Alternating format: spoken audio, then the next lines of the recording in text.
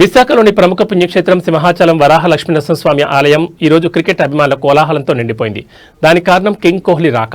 ఇటీవలే సౌత్ ఆఫ్రికాపై జరిగిన వన్డే సిరీస్లో టీమిండియా ఘన విజయం సాధించిన జోష్లో ఉన్న విరాట్ నేరుగా సింహాచలం చేరుకున్నారు. ఆలయ అధికారులు మరియు అర్చకుల పూర్ణకుంభ స్వాగతం మధ్య కోహ్లీ ఆలయంలోకి ప్రవేశించారు. గర్భగుడిలో సింహాద్రి అప్పలను దర్శించుకున్న విరాట్ స్వామివారికి ప్రత్యేక పూజలు నిర్వహించారు.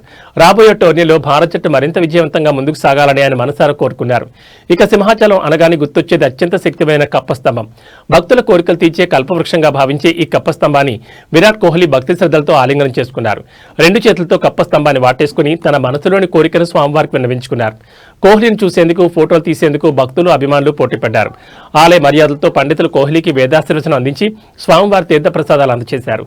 మైదానంలో అగ్రెసివ్గా కనిపించే కోహ్లీ ఇలా సంప్రదాయ వస్త్రధారణలో భక్తిభావంతో కనిపించడం నెటిజన్లను, అభిమానులను ఎంతగానో ఆకట్టుకుంటోంది. అటు సిరీస్ విజయం, ఇటు దైవ దర్శనం, మొత్తానికి వైజాగ్ టూర్ను విరాట్ కోహ్లీ ఫుల్గా ఎంజాయ్ చేసినట్టు కనిపిస్తోంది. సింహాద్రి అప్పన్న ఆశీస్సులు టీమిండియాకి ఎల్లప్పుడూ ఉండాలని కోరుకుందాం.